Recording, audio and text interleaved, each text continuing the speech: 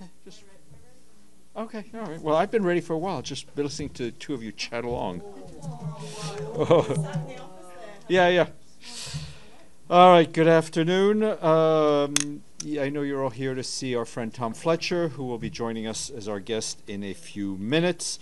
Who, as you know, is our emergency relief coordinator and Undersecretary General for Humanitarian Affairs. At 3 p.m., our friends from UN Women and DESA will be here to launch the Gender Snapshot 2025.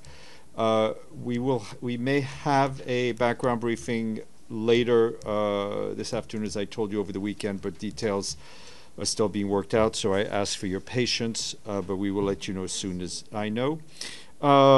Tomorrow, our guest briefer will be the Secretary General of the United Nations himself. As mentioned, he will be here at noon and on time. The press conference will be broadcast on web TV and YouTube and everywhere else, but we will not have a Zoom link. So if you want to ask questions, please try to be here in person. Starting with the situation in Gaza, and I can tell you that we condemn the deadly escalation of the Israeli military offensive, which we saw over the weekend across Gaza City, with scores of people reportedly killed or injured. As you can imagine, this is having an appalling impact on civilians enduring suffering and starvation. We reiterate our call for the protection of civilians and humanitarian personnel and full respect for international law. Yesterday, the Commissioner General of UNRWA, Philippe Lazzarini, said that in the previous 4 days alone, 10 of UNRWA's buildings have been hit in Gaza City.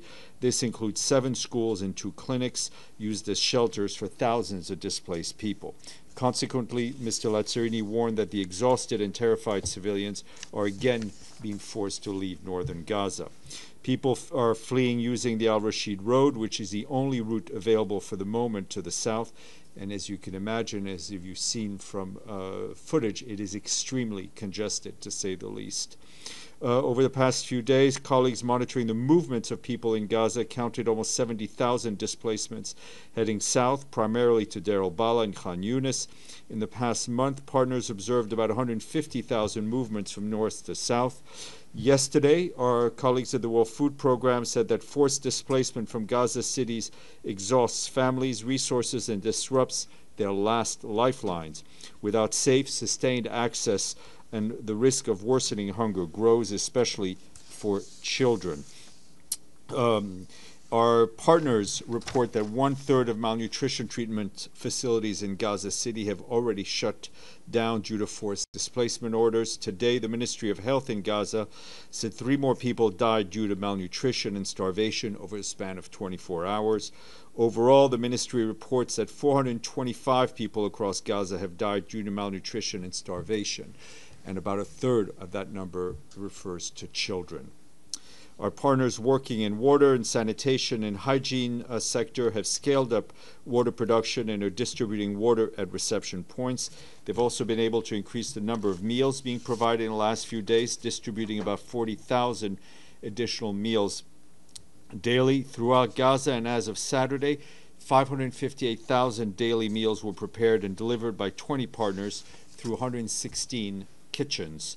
However, health services continue to be heavily constrained since clinics have suspended their services due to insecurity and displacement orders. In Deir al-Balah, more than half of the ambulances are now out of service, with a very limited number of ambulances to serve thousands of people.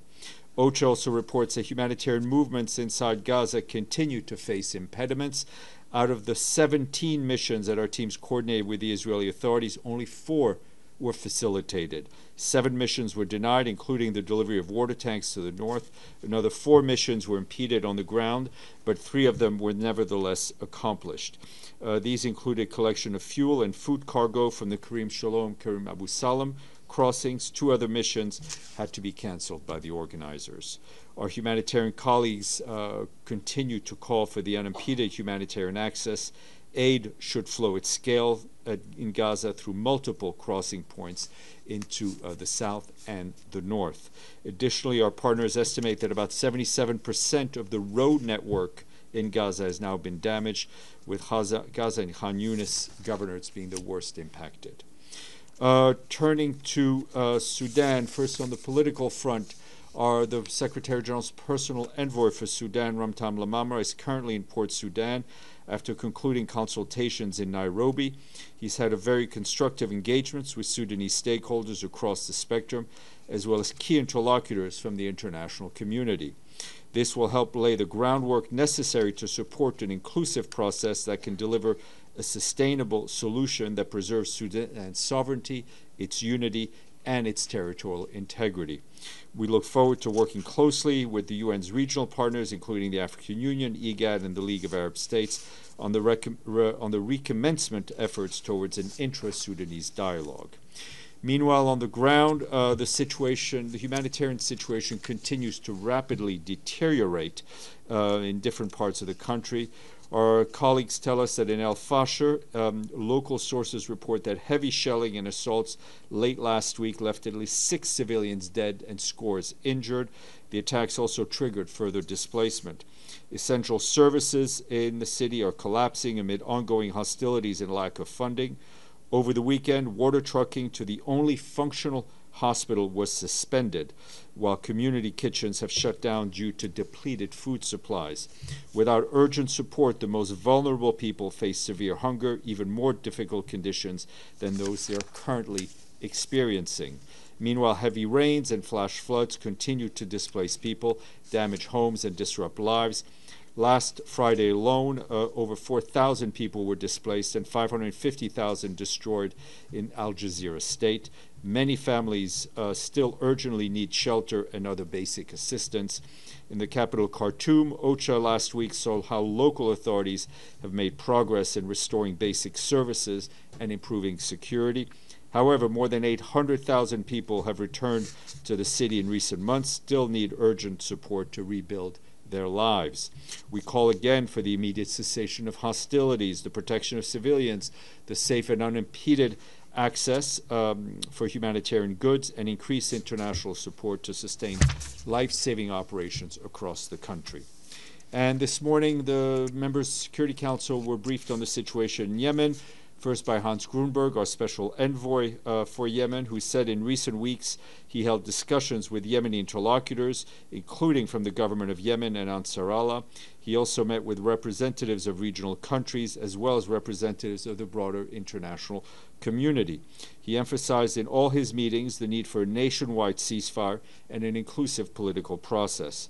For his part, Tom Fletcher, our humanitarian chief, who you'll hear from briefly, said that before February next year, 1 million people in Yemen are expected to be forced into extreme hunger, joining the 17 million Yemenis who have had too little to eat, which is almost half of the population in the country.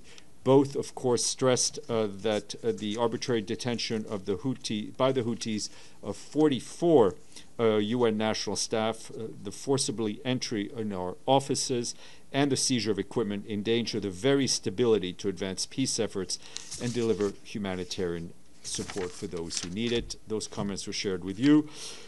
Turning to the Democratic Republic of the Congo, our colleagues at OCHA are telling us that we and our partners are supporting the government-led response to the Ebola outbreak in Kasai province. Data indicates there's been a sustained increase in suspected cases. As of yesterday, the province has reported a total of 43 suspected cases and 35 confirmed cases, which includes 27 deaths. Among the fatalities, 16 have been confirmed as Ebola virus. National health authorities are leading the response. Our partners working in health have also facilitated the early delivery of over 350 doses of the Ebola vaccine to the Bulape Health Zone, which remains the epicenter of the outbreak. We've also mobilized rapid response teams focusing on case detection and surveillance, clinical case management, infection and prevention control, and the risk communications and community engagement. Our health partners are mobilizing to contain the outbreak, but gaps in medical supplies and logistical capacity are hindering the response. Urgent funding for the Ebola response is needed.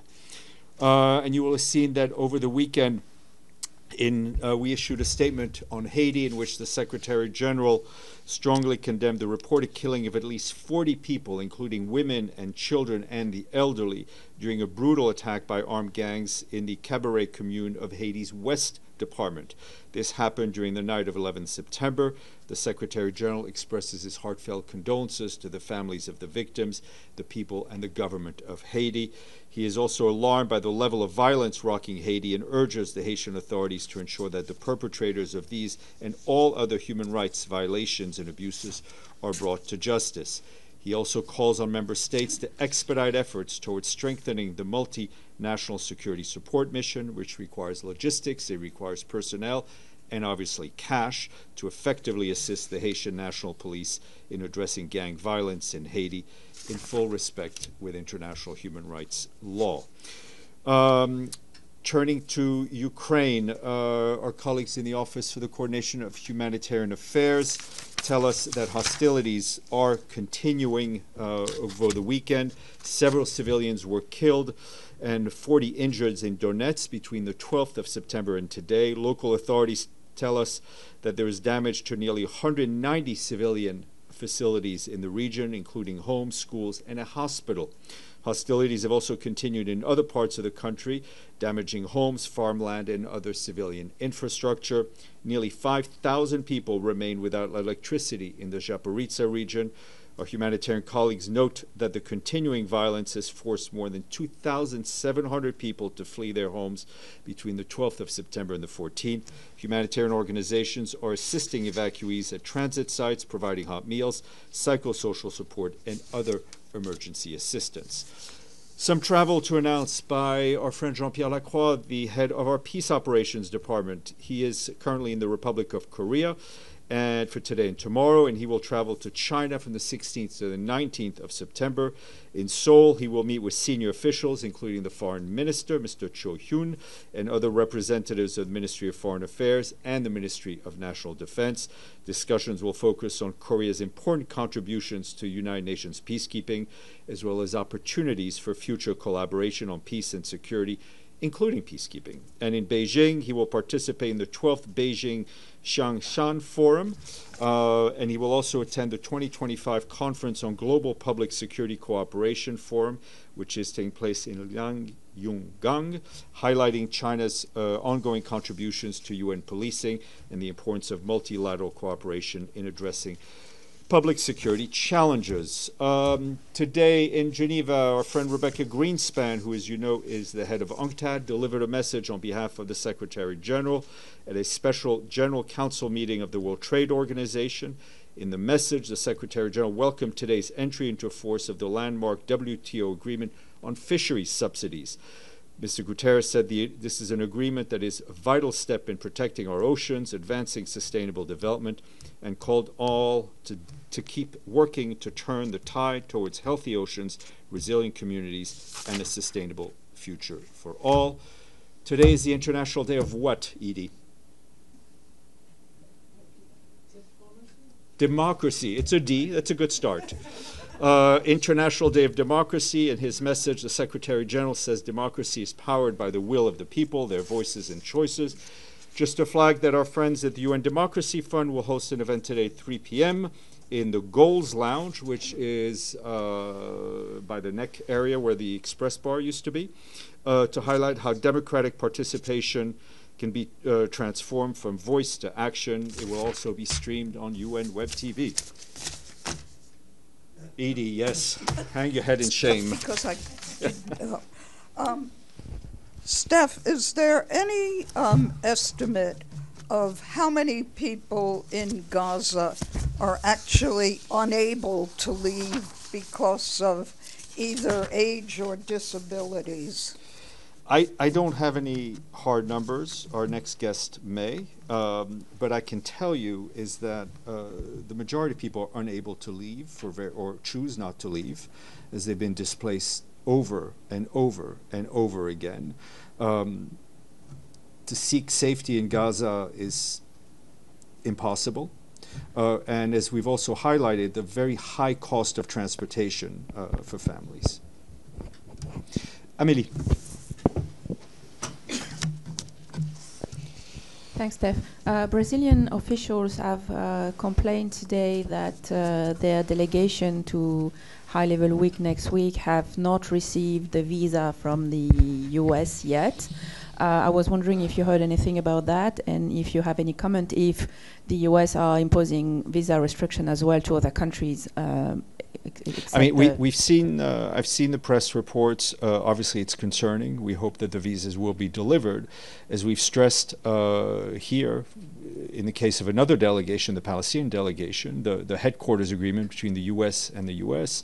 calls for the U.S., our host government, to facilitate the travel to the United States of people having business in front of this organization. Benno, and then Michelle.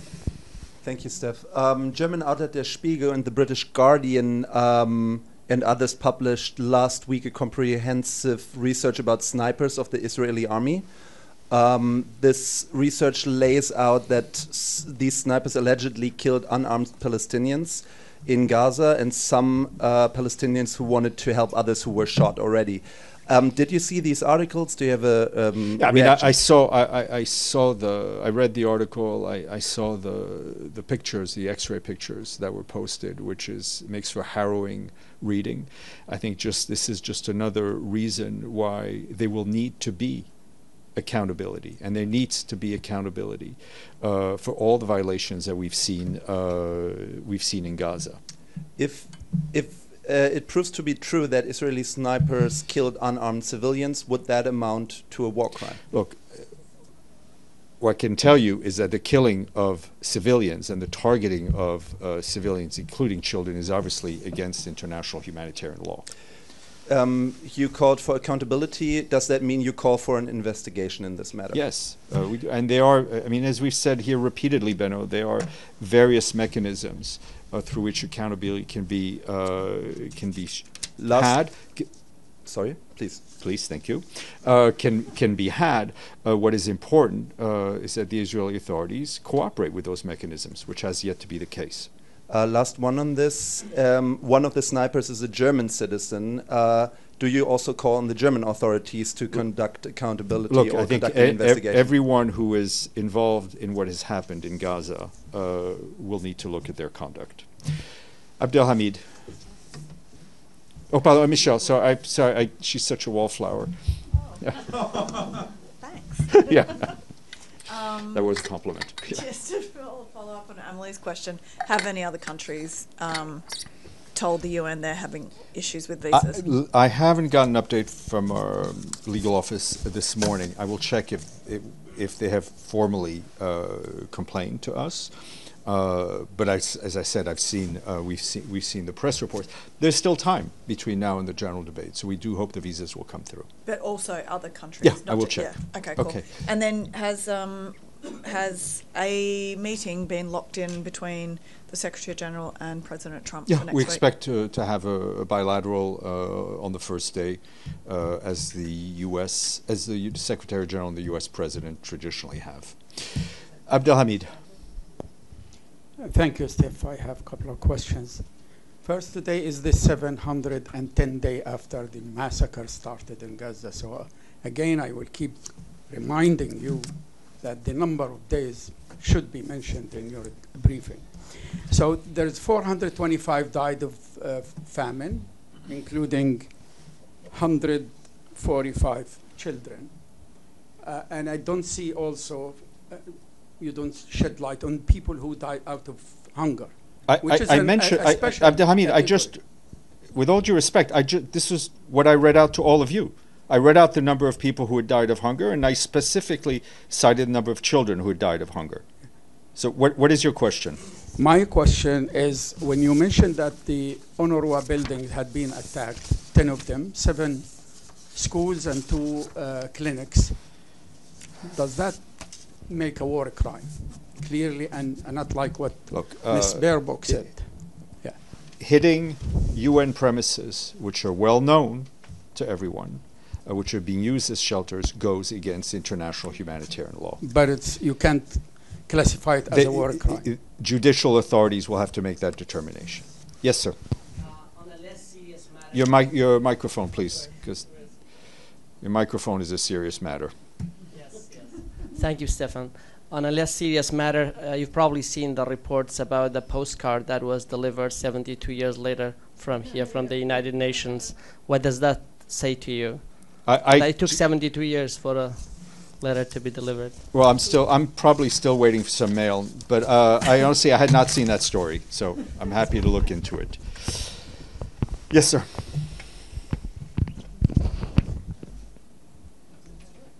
Thank you, Steph. Chinese officials said China and the United States have concluded. 1 second, please. Go ahead.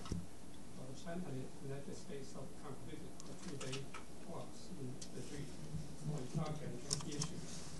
And the US has said the two sides have reached a comprehensive agreement on TikTok. Does the SG has it comments on the talk? Look, I'm not going to have a comment on the substance of the talk, but I can tell you we welcome and we encourage high-level dialogue between the world's two biggest economies, because their economic relationship has an impact on the global economy. Okay. Deji. Yeah. First, a clarification. When you mentioned about the visa issue, has the Palestinian delegation complained or not to the UN? We've been in touch with them, yes. I mean, they have already. Well, we've been in touch with them, and we've raised their issue directly on the Palestinian issue in a number of meetings with the U.S. Government. What reaction? I mean, what response did you guys get? You would have to speak to the U.S. Okay. Okay. Alex, and then Colin. Thanks, Steph. Just a quick follow-up on Michelle's question. So you're expecting that the Secretary General will meet President Trump during the high-level week, right? That is correct. All right, thank you. Colin, and then... It's been so long, Colin. I know. Hi. So are there... you mentioned the question about the Palestinian delegation. Are there other delegations that you have that raised concerns? No, as I said, I'm not aware of any other delegations that have raised concerns directly to us. I will check after this briefing. My answer to Amelie is that I'd seen the press reports on that. Okay. Yes, sir. 1 second. Thank you, Seth. Just I want to come back to the meeting between the Secretary General and President Trump.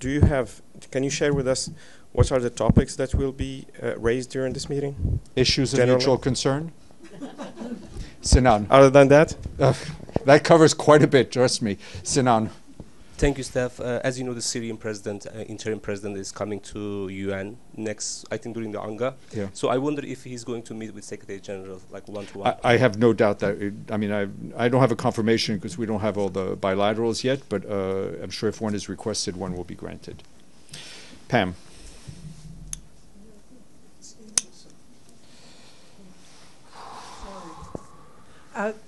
Any sense, ballpark figure of how many heads of state and government the SG will meet with on a bilateral basis? No, but we should have that before the week is over. Michelle, Beno, and Abdelhamid. Then we'll go to our guest. Just a question on security for the GA next week. Obviously, we know it's very, very tight anyway, but just in the wake of recent events in the United States, are there any plans to tighten security in any way? I mean, the security within the UN complex is, during the J, is as tight as it can be. We are obviously in close contact with the host country authorities, Secret Service, State Department, and of course the NYPD. They will take the measures they need to take outside. I do expect a press briefing, I think Thursday morning outside the gates. That'll include UN security, Secret Service, NYPD, State Department, and others. We'll confirm that. What? A press briefing. So if you consider yourself part of the press, you would be welcome. I know. Benno. The bilat between Mr. Guterres and Mr. Trump, would it be the first time they speak to each other since Trump was sworn in? It would be the first official bilateral, yeah. I mean, and there's no phone call, as you know. I think they've exchanged words in different settings at summits. Exchanged words in the most diplomatic and polite way. Like, you mean they've greeted each other, I'm saying. Were they texting? Abdelhamid. Thank you, Steph, again. If Prime Minister Netanyahu comes to the UN headquarters and wanted to meet with the Secretary, would the Secretary meet with a war criminal? As you know, there is a standard operating policy in the agreement between the International Criminal Court and the United Nations Secretariat that allows senior UN officials to meet with people who may be indicted if it is in the furtherance of operational needs. If such a bilateral is scheduled, I will let you know. Chris. Just on the visa issue, Steph, are you having to discuss any contingency plans should more countries be denied their visas to attend? I think those are discussion. I mean, in terms of, let me be clear. There is no discussion that I've heard or seen about moving, right? We had this issue of misinformation last week. In terms of contingency plans of people being speaking via video, those are decisions that have to be made by the General Assembly membership. Okay. Yes, please. Nepal has a new prime minister, as you may be aware now. Has the Secretary General been in touch with her, or will she be expected? No, not yet. But we obviously welcome her appointment, and the UN stands ready to assist Nepal in this transitional and challenging moment. Pam. Just to follow up on security. Do you expect that diplomats will have to go through metal detectors this year within the building? I don't know. Last question in the back, please. Does the SG have any comments on the adoption of the report on GA revitalization work? It was adopted September 5. Any comment on it? There's been, experts have said it's low on transparency and inclusion. Does the SG have any comment on that? Far be it from the Secretary General to opine on General Assembly resolution. I mean, it's the work of the revitalization is important. I think that resolution, just more on a personal note, I think carries a lot of interesting information about the selection of the next Secretary General. Okay. Mr. Fletcher is happy to wait another half hour. Yeah. Thank you, Steph. Real quick, will the SG meet with Mr. Trump before the opening of the general debate? Will that bilateral? No, the bilateral traditionally happens in the morning of the 11th once they've both done addressing. Mr. Fletcher, no more hiding.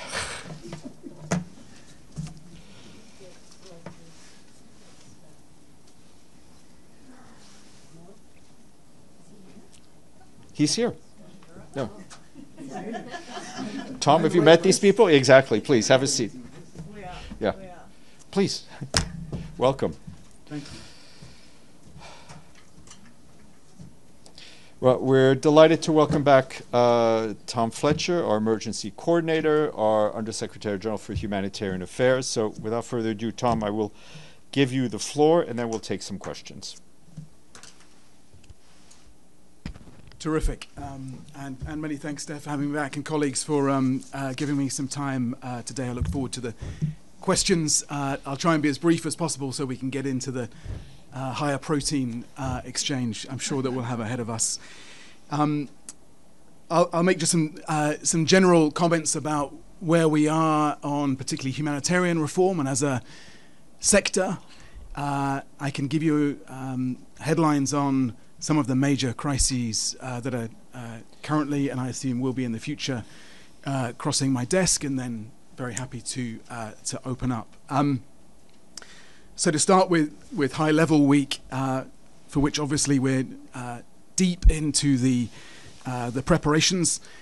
I think that maybe this is something that new people or newish people always say, but I think this is the most significant High Level Week that we've had for a long time, and really does define UN action going forward. We're in a situation now where there are many who would like to see the UN being weakened, which of course is a reckless act of self-harm.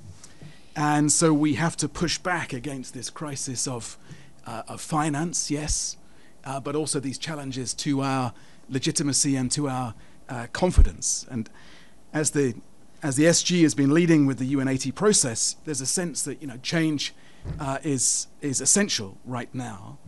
But we're not changing in benign waters. We're changing in the midst of a storm around us. And so what we've realized on the humanitarian side is that we need to grieve for what will go and what has gone. We need to fight for what must be saved. And we must imagine what we can be in the future. And I know that you'll be hearing more on that from the SG in the period to come. For the humanitarian part of this process, as we discussed last time I was here, we are facing this perfect storm. Underfunded, overstretched, under attack. The underfunded bit of it has, if anything, got worse since I was last here. So we've only been funded 19% of what we need, 19, just to be clear, which is a 40% drop on where we were last year. Devastating. Makes it an age of indifference. And as you know, those funding cuts have already meant that we have hyper prioritized our planning in order to target saving 114 million lives, which would cost $29 billion. Just to put that in perspective, that $29 billion is 1% of what the world will spend on defense this year. So what does that mean about the collective priorities? We're overstretched, as you've heard me say before, but just to update the evidence for that, millions now going without essential food, healthcare and protection. Programs to shield particularly women and girls have been slashed. Hundreds of aid organizations across this community have been shut down. The sector as a whole, I would estimate, has shrunk already by a third, even since I took over 10 months ago. It wasn't something I was planning to be saying. And if you listen, as I do, to our leading agencies, UNICEF, an extra 6 million kids are likely to be out of school. WFP are saying they can only reach 1 million of the 3 million Afghans who currently need food. UNHCR are saying that 11 million refugees may no longer get the help that they need. And, as Steph often reminds us, we're under attack. Last year, 380 plus aid workers killed, highest ever, 270 already this year. It's a record that I fear will break again. And that violence against us, and I'll come on to Yemen, for example, and of course OPT, Gaza, is somehow being normalized. It's an age of impunity. And so a question that I wish was asked more is, where are these weapons coming from that are killing us and those we serve? They don't come out of nowhere. So what do we do? Well, for the UN, I think, but for the humanitarian sector, as we've done, the parameters are, firstly, reform, get the barnacles off the boat, if that's not too English an expression, dealing with the unnecessary layers and processes, duplication and dead weight, then regroup. We've got to build these fresh coalitions around those who really do need what we stand for, those at greatest risk of climate crisis and of conflict and of humanitarian catastrophe, those who most lose out in a strongman world. And then renew. And again, I know the SG will be setting out more ideas on this in the coming period. We've got to have an element of idealism and hope to how we renew, how we build that genuinely global organization, how we ensure that we are saving lives, building resilience, stopping conflict, defending rights, and how we prepare humanity for the impact of climate crisis and artificial intelligence. On the humanitarian reset, we're now well into that implementation phase. That old model is gone. And we mourn the consequences of that for those that we serve, but we won't stick around and be held up from actually then pushing through the changes we need to make sure that we save as many lives as we can with the money that we have. So you'll see more, I hope, direct assistance, cash in people's hands. You'll see women and girls at the heart of the response. Simpler, faster appeals, more local leadership, more responsibility and power closer to the communities that we serve. You'll see us scaling up our pooled funds so that the majority of resources reach local organizations. And you'll see us launching the foundations, laying the foundations for that more radical renewal of the humanitarian mission by 2030. Greener, more anticipatory, more preventive, more efficient, more local. I'll be very brief on the headline country crises because I know that you'll want to dive deeper into those. Gaza OPT, as you hear from Steph, more than 500,000 people face catastrophic hunger. We fear that number could exceed 640,000 by the end of this month. As I said in Geneva, after the last IPC report, it's a preventable, a predictable famine. But we can stop it. Gaza's women, elderly, children can't eat. Statements of concern. And a reminder, as so often, during the ceasefire earlier this year, when I was in Gaza, thousands of truckloads of aid entered, proving that we can save lives at scale if humanitarians are allowed to do that. So, we need the crossings open, we need functional access, we need unimpeded safe passage inside Gaza, we need the looting to stop, we need the hostages to be released, we need a ceasefire now. And all of this, of course, is against a backdrop where the rules of war are being corroded day by day. We've heard Israeli ministers talking openly about flattening Gaza and forcing people out permanently, bombing food aid, and so on. And I've said consistently, I don't think that we have to choose between condemning the starvation of civilians in Gaza and demanding the unconditional release of hostages. We must do both. We don't have to choose between fighting anti-Semitism and holding Israel to the same laws as everyone else. We must do both. I've just come from a call with our excellent humanitarian coordinator, resident coordinator in OPT, and the simple version of our plan to stop the Gaza famine, ceasefire, hundreds of trucks a day, full access, safe routes, end the bureaucratic delays, restore power and water, and allow commercial traffic. None of that is complicated. Sudan will be a big theme for High Level Week. As you know, largest humanitarian crisis in the world, more than 500,000 people now in famine-like conditions. 30 million people need aid, and sexual violence, as I've been hearing from Sudanese NGOs in the last few days, is rampant. Particular focus on trying to get this siege of El Fasher lifted. 900,000 people there in desperate, desperate need of our life-saving work. That will be a big theme of the coming days. Syria, looking to see how we can use the visit of the president and his team to ensure we've got the right balance in the conversation between the humanitarian imperative and that longer-term development and resilience and reconstruction effort that will allow the people of Syria, as they wish to reduce that dependence on humanitarian aid. So a real moment, I think, another big theme for High Level Week is getting that right.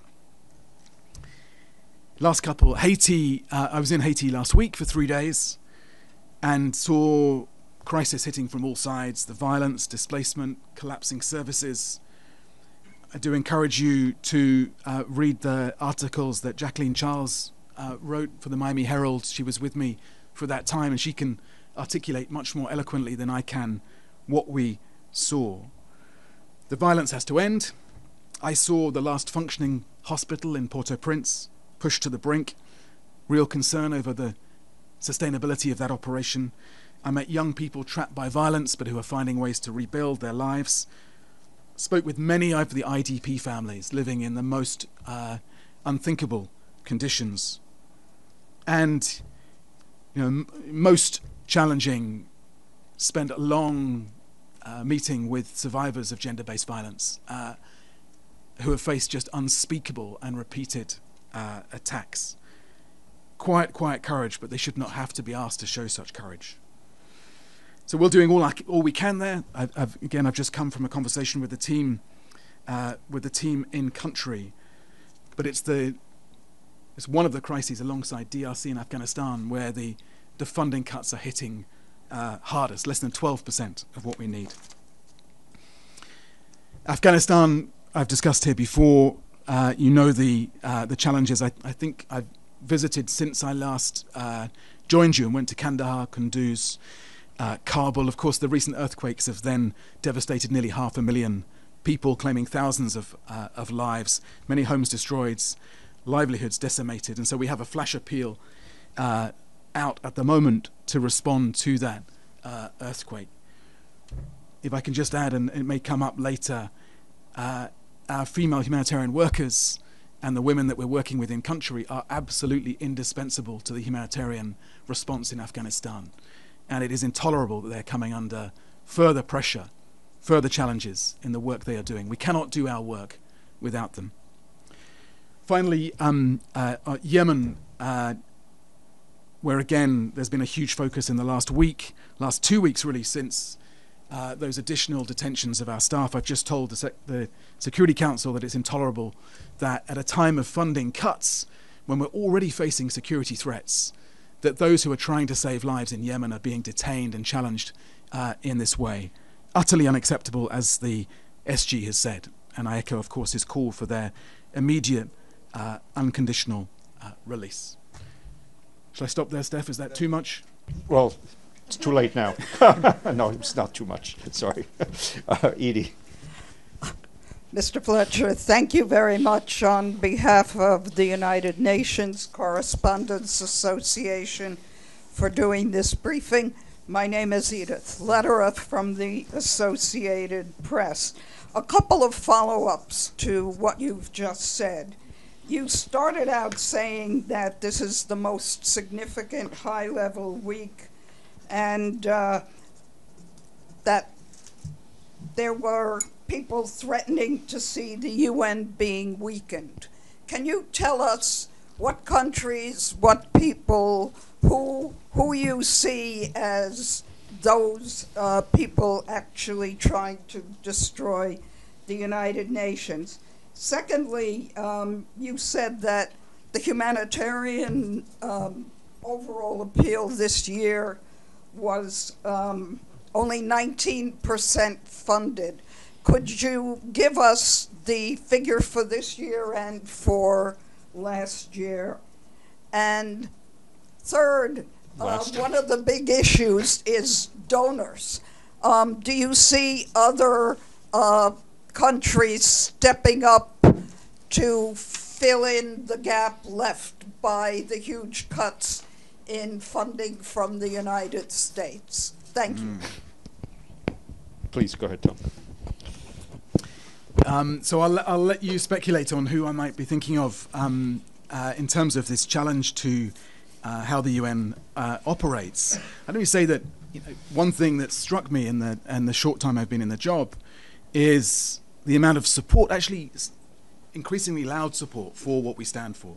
And lots of member states stepping forward and saying this isn't an organization that is owned by the big powers, owned by the post-45 Security Council. It's an organization that does belong to all of us and of course belongs to our citizens as well. And so I think you're hearing a lot more pushback there against the notion of a sort of strongman, transactional, survival of the fittest world. We know where that leads, and we know why we were created as an institution. And it's unfashionable in a way to be defending institutions at the moment and defending structures and hierarchies and order, but the alternative is disorder and chaos. So we know very clearly why we're here, and we know what we need to be fighting for. On the numbers, so to date this year, 19% received. That's $8.7 billion. out of the $45.5 billion requested in the global humanitarian overview that I launched back in December. So that's a 40% drop on last year. I don't have the number for last year, but as Steph would probably tell you, you can probably do the maths from there. You see, I do read all the transcripts, Steph. I'm trying to learn from the master. Remind me. Donors. Well, this is an important point. I think we've recognized as the humanitarian community that the US was footing too high a proportion of the bill. Now, I don't want to see any of that money cut because it has an impact on our life-saving work, but maybe we were over-reliant, whatever it was, 40 to 50% on that donor. And of course, that US money has saved hundreds of millions of lives over a long period. And so I think it's right that we try to share that burden around more fairly. It's obviously a message that we hear loud and clear from the new administration. I've heard it again in the last couple of days. Thank you. Bisan? Thank you very much. Bisan Abukwik with Al Jazeera Arabic. I just want to go back to something that you just said about the attacks against humanitarians and the violence against them, and on Gaza in particular. And you're saying it has become normalized in the age of impunity. And you're asking the question that you would want to hear, where are the arms coming from? On Gaza in particular, where scores of humanitarians have been killed, are you implying that more pressure should be applied on countries for an arms embargo or stop the arming Israel? This is one question. And my second question is, back in May at the Security Council, you called on Security Council members to act decisively to prevent a genocide. You were criticized for using the word genocide, but since then, the International Association of Genocide Scholars have concluded that Israel is committing a genocide in Gaza. Do you feel vindicated at this point? So in terms of the attacks on humanitarians, and think of Gaza, of course, in that context, that's where the majority have been, but we've seen it also in recent weeks in Ukraine, where we've lost NGO colleagues. I've mentioned Yemen, Haiti. In all of these crises, we're facing increasing risks. And those weapons are not coming from nowhere, as I say. The weapons that are killing us are people who are going out towards the sound of gunfire in order to try and save lives. And so I do want more of a conversation about not just the legal obstacles that should be put in front of the attacks on us, or the sort of sense of impunity, but also physically the damage that's being done to us and to those we serve. Now, I don't know about arms embargoes and those other questions there for the political colleagues, but I don't want my people, our people, to be killed. That goes for the courageous humanitarian workers and those we serve. And they're being killed in increasingly sophisticated ways. That is one of the really alarming things, even in 10 months in this job. Increasing use of lethal autonomous weapons, drones and so on, which are then targeting our installations and our people. And Steph has already talked about, even in the last couple of days, implications of that for some of our properties in Gaza.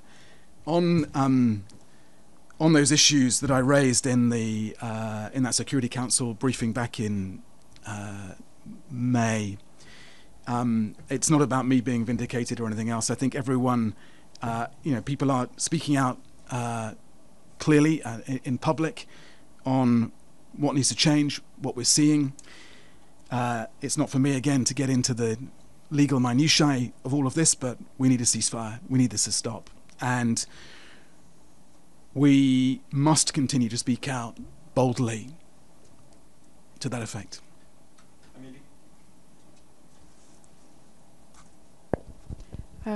Thanks. Amélie Bottelier from AFP News Agency. You were just in Haiti, and it's a country that have been deprived of a lot of media coverage because a lot of us cannot go there.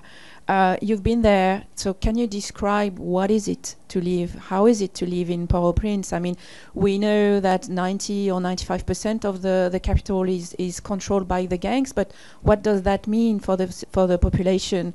And what did the population tell you about what they want from the international community, and especially is there any need for this new anti-gang force that the US is now promoting in the Security Council? Thank you. So they described to me, and you could see it in their eyes, and you'll see it in the videos that we've put out of that trip. I mean, they're just terrified. Moving across Port-au-Prince day to day, utterly terrifying. Going through those checkpoints where you can be abducted, shaken down for money, taken hostage. It's utterly, the Center for Therapeutic Support to Victims of Sexual Violence that I visited at the end of the trip. People talk about the need for that in the way they talk about the need for a pharmacy on the corner or a local school. It's like, well, of course, in our neighborhood, we have a pharmacy, a supermarket, and a center for the victims of sexual violence. And the women I met there describe how they are taking contraception in advance of going through checkpoints because they're anticipating the sexual violence they know they'll face just going about their daily lives. So the level of brutality from the armed groups, the level of fear is really terrifying. And people want to be heard, they want to be supported. Mostly they ask for dignity. And at the moment, they don't feel they have dignity. And the conditions in the IDP site I visited were, as difficult as any I've seen in the 10 months in this job.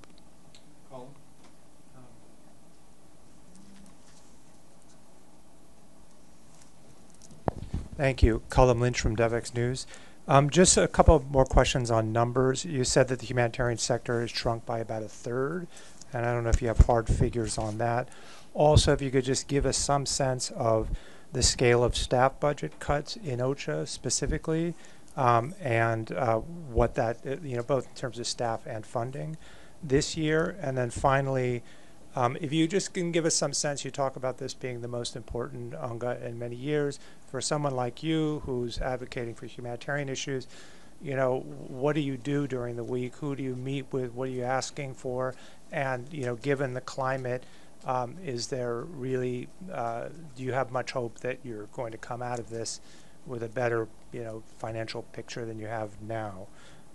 One other thing, just on the question you brought up about weapons, I don't see why the UN couldn't collect sort of forensic evidence of weaponry that's used in the battle and bring, it's the sort of thing that the panel of experts uses all the time to draw attention to what weapons are being used. Thanks.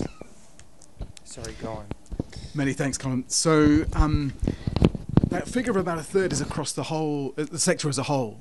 So that was drawn from the meeting that we had, the last IASC principals meeting back in June.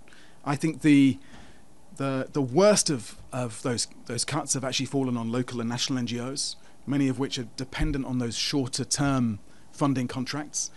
But you're seeing that equally across the big international NGOs as well, and of course across the UN humanitarian family. We have, as part of the SG's UN80 initiative, we have a humanitarian cluster of 5 of those agencies, and across that cluster we're probably at about sort of 30% to 1/3 reductions over time. So it's an enormous amount to be taking out of the formal sector.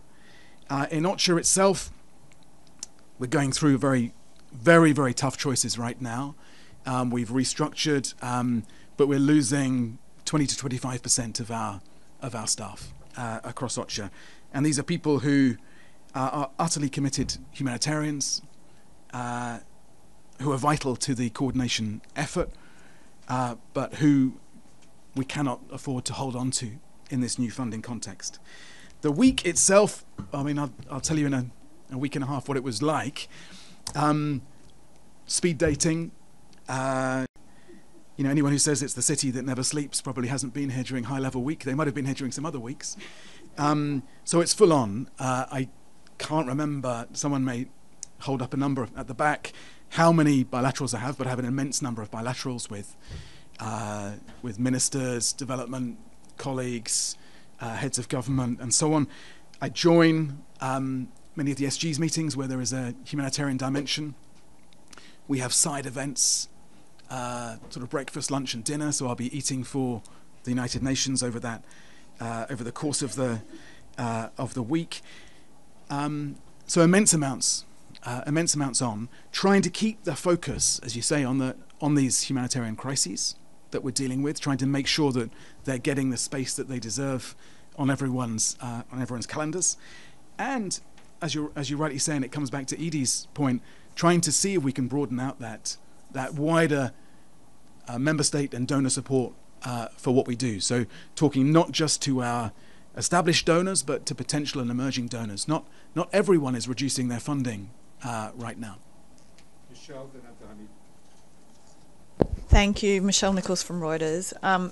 Sorry, just another follow-on. When you talk about the sector shrinking as a third, would you solely attribute that to the US cuts? And then you were talking about it, the opportunity to reform humanitarian work, and you mentioned sort of cutting some dead weight. What does dead weight in the humanitarian sector look like? And then thirdly, sorry, just everyone else got lots of questions, so I'll go for a third. There seems to have been a bit of a truce between the UN and the GHF in Gaza. What's happening there? Have there been any further discussions between the UN and GHF? Has the GHF sort of changed in any way that might convince the UN to work with them at all, or is the stats still the same? Thank you. Great. So the US cuts are obviously the biggest proportion of the funding cuts that we faced, but it's not just the US that has signalled it's cutting back. Several other bilateral donors are in a similar position, proportionally, actually. So it's a wider challenge to us. The dead weight in the system, perhaps dead weight is not a fair way to describe all of it, but there have been too many layers through the sector. The sector itself, often in the more expensive capitals of the world, has been big. And I think it's that model which is now being changed.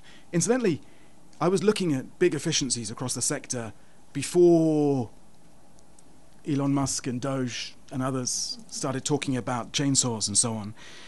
We recognize ourselves, because we are close to those we serve, we recognize why we need to be more efficient. And so across, for example, the IASC, and some of you like Colin will know this stuff inside out, we are reducing the number of clusters by almost half, these different sectoral clusters, to organize the sector. We're reducing the number of in-person meetings, we're reducing the number of layers, and we're shifting more power and resource to in-country teams, in-country leadership. And so I've been talking about the 4 Ds, define more clearly the 114 million lives that we can save, devolve more power to leadership in country and to local communities, deliver much more effectively, and that brings in the ways in which we can use innovation and technology, as well as taking out bureaucracy and inertia from the system. And then the 4th D is defend, and being full-throated in our unequivocal defense of the values that underpin this work and the people we serve. Thank you, Mr. Fletcher. Abdelhamid Sayam. You're right. I think I've spoken. That wasn't a deliberate. No, you've heard me at length in Security Council and elsewhere. We believe in the importance of principled, neutral delivery of humanitarian aid in line with humanitarian principles. And we're not in a conversation. Yes, now and again you hear that we're in a conversation about putting UN supplies through GHF or other mechanisms like it, and that's not a conversation that we've been having. Thank you, sir. Abdelhamid Sayam from the Arabic daily Al-Quds Al-Arabi. I want to go back to the same question posed by my colleague Bisan. I didn't find the answer convincing. On May 13th, sir, you mentioned the word genocide. From that day on, because you were strongly criticized, the Israeli ambassador asked you to apologize for it. You never went back to the same term. Same thing with the Secretary General when he mentioned that October 7 did not come from vacuum, and he was criticized. He never went back to that same term. Now, from August 11 until today, 11,000 buildings were destroyed, building and residential building, towers and residential building. There is over 9,000, sir, in detention. Some of them never been tried. So, over 400 children. And never mentioned in your briefing about these unfairly detained. Only you mentioned the 20 hostages, which is, I agree. I mean, they should be released with no condition. But at least mention the thousands of Palestinians, including doctors, including humanitarian workers who are in detention. I think you know about the doctor who been detained. So my question, why you don't say it the way it is? Are people terrified of Israel? Not to say the truth and what's going on? Thank you. Hamid, I mean, I don't think I've been terrified of Israel. I don't think I've been terrified of speaking out. You cite, as Hassan did, you know, that May 13 statement and others I've made in the Security Council. You can Google all my interviews. You know, I'm talking about this issue consistently, and I'm not rowing back. I didn't pull back from those comments. I stand by every word I said in that Security Council briefing and the subsequent Security Council briefings. You know, obviously I could come here when we've got more time and do a full briefing just on OPT, but I was trying to cover the range of crises that we're dealing with. But you know, and Steph every day does this in great detail. We're not resiling from telling you what we see. We feel it's our duty to bear testimony to what we're seeing. Sherwin Riceby's South African Broadcasting. Mr. Fletcher, let's go back to that May Council meeting, if we will. Your words exactly were, will you act to the Council, will you act decisively to prevent genocide and ensure respect for international humanitarian law? I wonder what your assessment is of the Council's response some 4 months later, and what might your recommendations be to that Council based on the response you'll give me now? It's a good question, and it's a fair question. I think it's a question best directed, dare I say it, to the council members themselves in the way that I was directing it to them. I think you have seen a more outspoken position by many members of the council. Stronger pressure for our humanitarian access, stronger pressure for a ceasefire. You've seen that in public and private from many of them. And some of that is having an effect around the margins. We are getting a little bit more aid in than we were getting in, a bit of an uptick, but it's still completely insufficient for what is needed, which is why I set out those steps that we need to see in order to prevent the famine and to ensure that we can reach people at scale. So, work in progress, I think, is the short version of that answer. Chris Reyes with the Canadian Broadcasting Corporation. Thank you for this briefing. Mr. Fletcher, as we head into what you call a highly consequential, high-level week, can you reflect on what you believe to be the causes of the erosion of trust and confidence in this institution? Wow. I mean, I used to write books and give lectures on that, so I'll try and keep it short.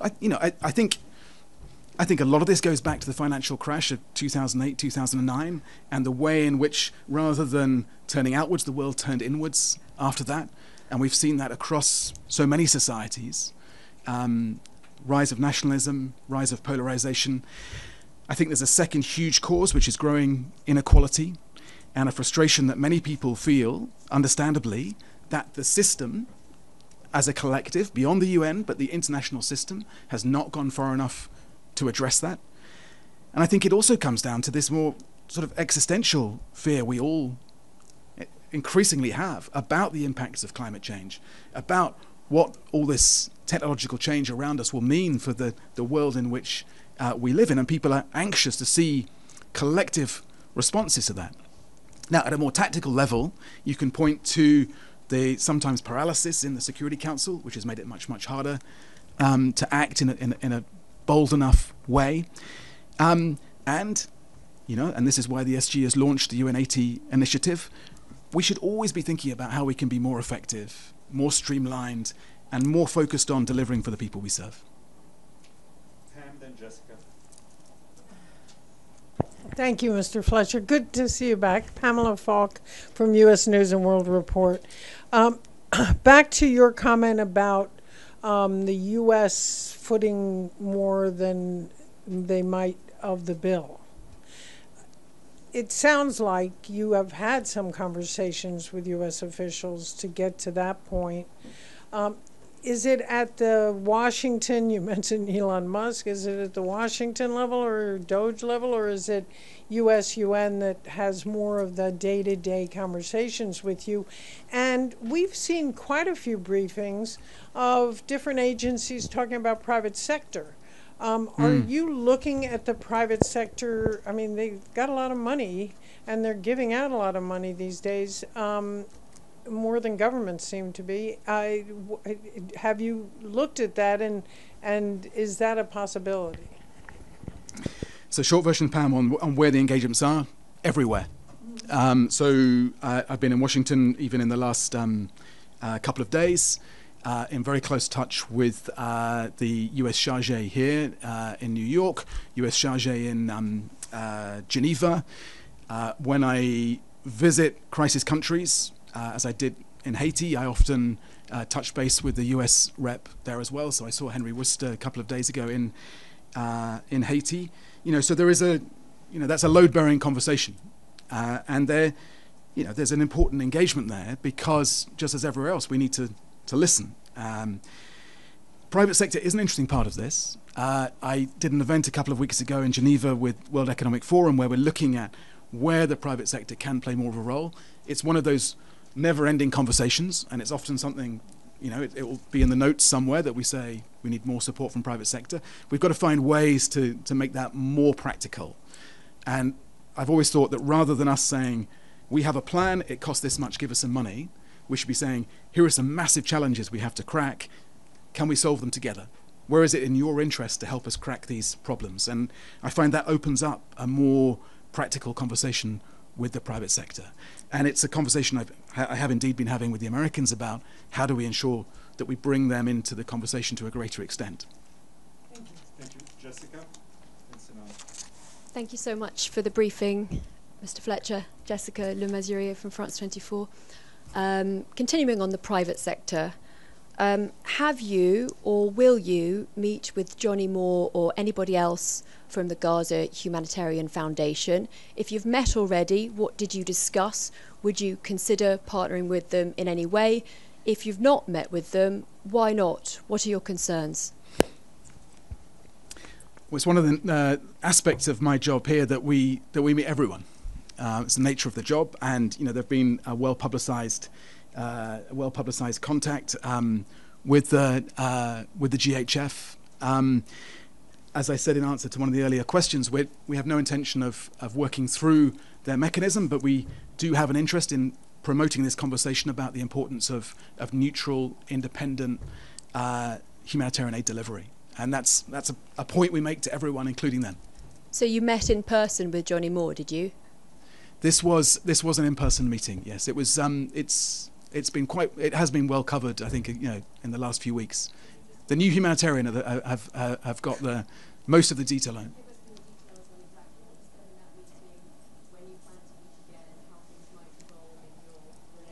If there would be any partnership.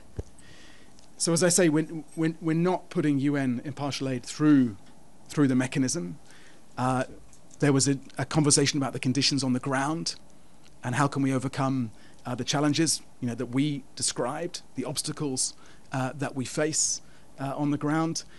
And we restated, as we do in all of these conversations, our commitment to the way in which we deliver aid and the fact that we can do this at scale. We know how to do this. As I say, we were getting in 500, 600 trucks a day during the ceasefire, and we've now faced deliberate obstacles to that work. And we want everyone to hear what those obstacles are and we want them addressed. Thank you, Sinan. Then Deji. Thank you, Mr. Fletcher. My name is Sinan Tunçdemir from Ruda Media Network on Syria. You just said looking to see how we can use the visit of the president of Syria and his team. So I wonder if you are going to meet him, what will be your message to him? I mean, the reason I'm asking that, how satisfied are you with the transitional government when it comes to like delivering the humanitarian aids and cooperating with them? Especially, like, for example, we see what's happening there. I mean, since they've been in charge, more than 10,000 civilians got killed, and we see like thousands of displacements. So, giving effect, and what's your and how satisfied are you? And I have a second question, if you don't mind. Do you or your team has any specific plan for Afrin city, which is the northwest Syria, since the Turkish military operation, more close to like 100,000 people displaced, and now the families are trying to go back to their home, but they can't find their home because there are settlers. Even they can't find their olive trees. And do you have any specific plan for Afrin city? Thank you very much. So we want access everywhere in Syria as elsewhere. We don't want any impediments on where we can work, and our teams on the ground are regularly going out and doing recce visits to see what the needs are and where we can best help. So we're constantly adjusting the plan to make sure we're reaching people who most need our help.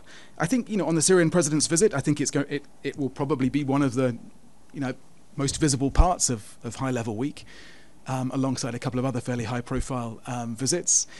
I think from the humanitarian perspective, we share with the Syrian authorities this desire to move from being dependent on humanitarian support to that more resilient development model.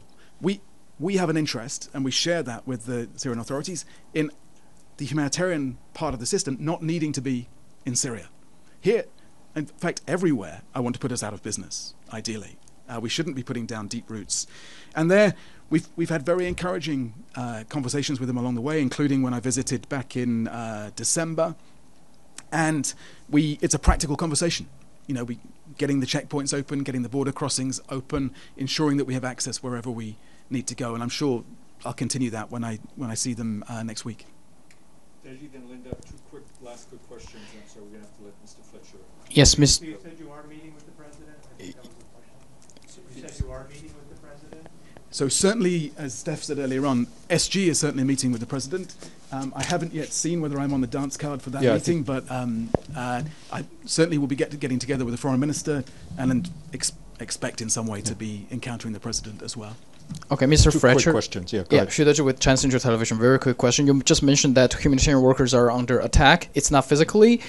They are also being criticized. For example, in Gaza, the humanitarian operation, as well as you yourself, has been attacked by Israeli authority. Do you consider this a scapegoat for the Israeli authority who's responsible for the humanitarian situation in Gaza, or do you think it's a systematic stigmatization of the humanitarian workers? And what is the danger of that? Thank you. So it's my job to speak out and say what we see, particularly because you can't get in to witness and report on that yourselves. When you do it, you expect to get a certain amount of lively reaction, and I've experienced that, but it's not about me. I mean, being criticized in a Security Council statement or, you know, at sort of press conference here is nothing compared to what the people of Gaza are experiencing, or indeed so many of the other millions of people that we're here to serve are experiencing. So I think there's a completely different scale to that, and we just have to keep focused on saving lives and being honest about what we see. Linda? Thank you, Mr. Fletcher. Apropos of the... Your microphone a little closer. I'm sorry. Apropos of delivery of aid in Gaza, you said it's part of your business to meet with all sides. You met with GHF, et cetera. How satisfied are you with, I mean, there is a war going on. How satisfied are you with Hamas's behavior in terms of allowing and facilitating the delivery of humanitarian aid? I mean, after all, the United States and Israel both say that there's been looting and they have been embedded with civilians and taking food. And what are your thoughts? So we are facing massive amounts of looting of our convoys, but we assess that most of that is coming from desperate civilians, absolutely starving, trying to feed their families, or from some of the armed gangs that operate, with seeming impunity around those areas that we then have to drive through on those very pre-scripted routes that we're given to drive along. Our assessment is that Hamas are broadly staying out of the way of the aid distribution, which we do through community networks and so on. We haven't hit major obstacles from them, but of course they've got to release the hostages. That is an obstacle clearly, and we need some sort of transition to a better system for running Gaza as a whole. So they haven't been a major impediment to what we're doing. Can I guarantee that every grain of rice that gets looted from our lorries doesn't end up on the market in some way or doesn't get stolen by a Hamas fighter? No, it's impossible in those chaotic conditions to guarantee that. But we feel very confident that we have a system that ensures the majority does get to civilians if we're allowed to operate. If we could flood Gaza with hundreds of trucks a day, the looting would go away. The prices in the markets would come down. So we know we can do that, and we can do that even in these incredibly difficult conditions that exist. Have you met with Hamas about this? We meet with absolutely everyone, as I say, all the time in every environment we work, that we work in. Thank you very much, Tom. Thank you. Sorry to confuse everybody. Thank you.